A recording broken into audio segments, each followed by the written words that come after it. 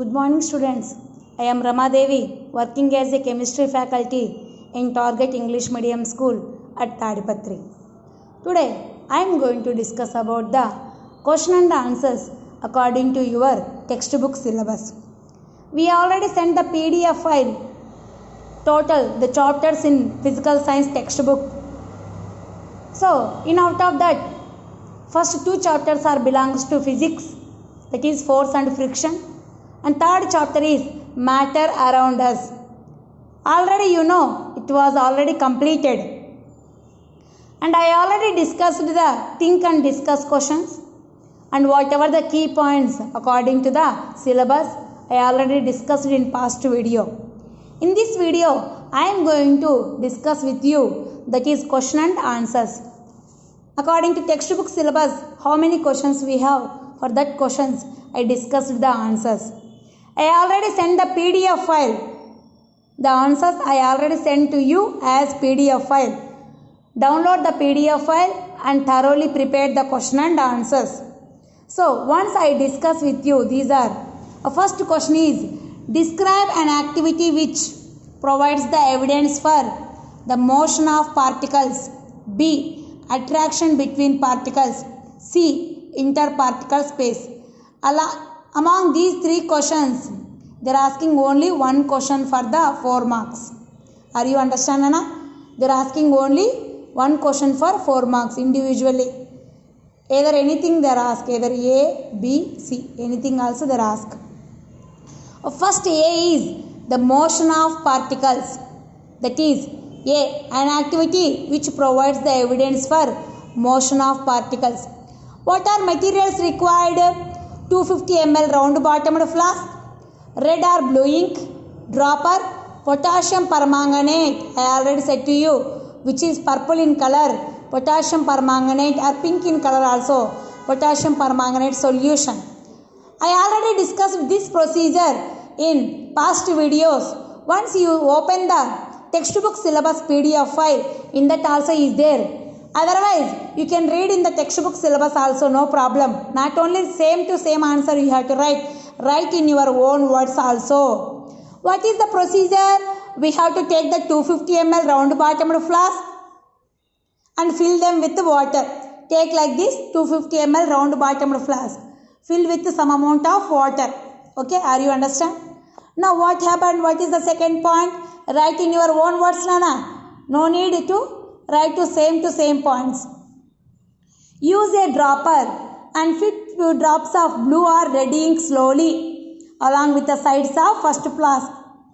You have to add the few drops of either blue or red ink slowly along the sides of the first flask. And third point, use a dropper and put 1 or 2 drops of KMnO4 solution along the sides of second flask.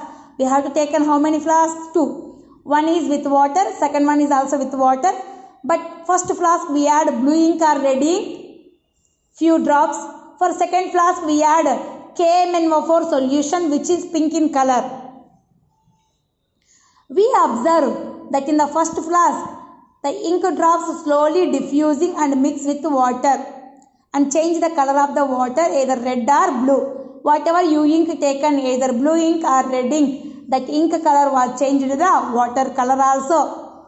In the second flask, we observe that KMnO4 solution diffuses fast in the water and the color of water also changes. This activity provides an evidence for the motion of particle. Means we can add the ink color in this flask, we add the KMnO4 solution in this flask.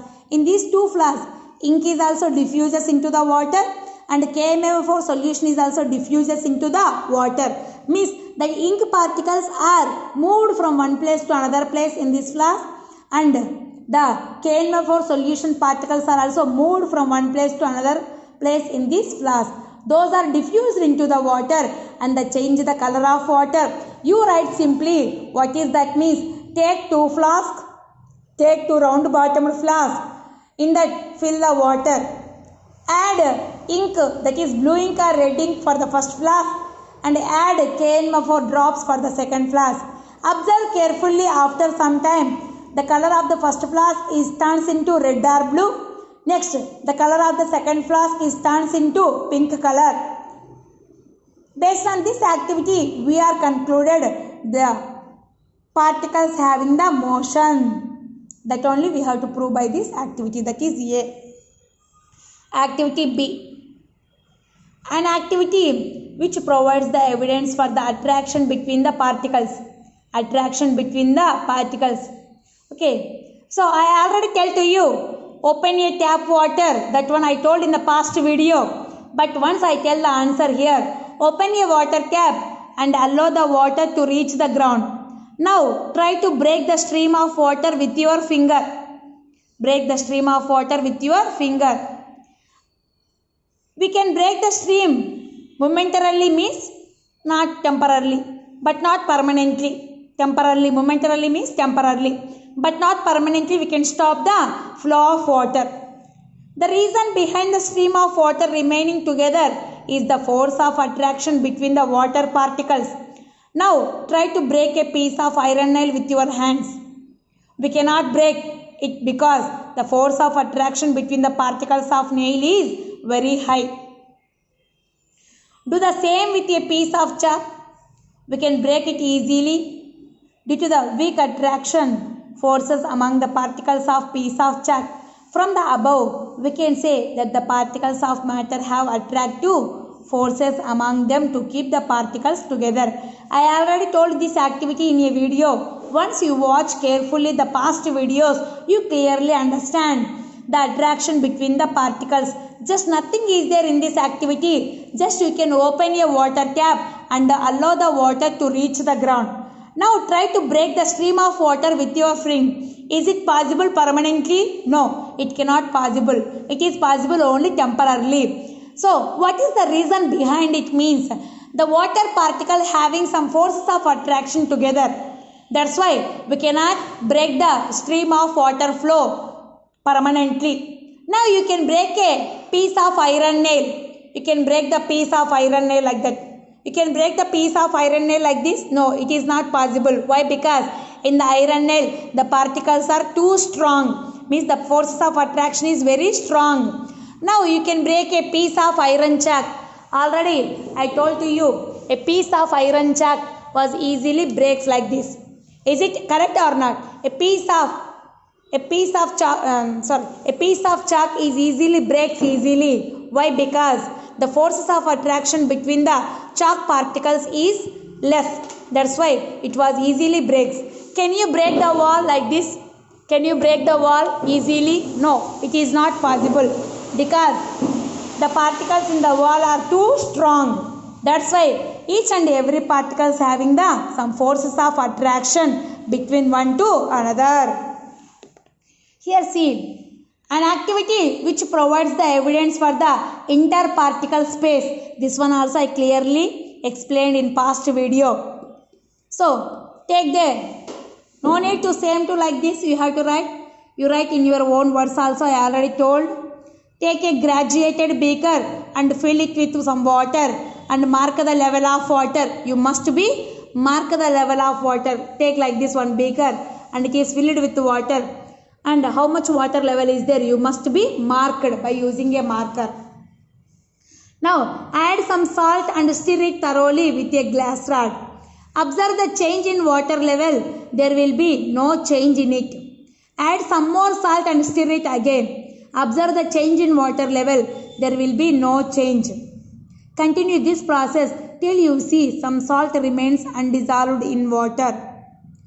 From this activity, we can say that solid and liquid particles have some space between them.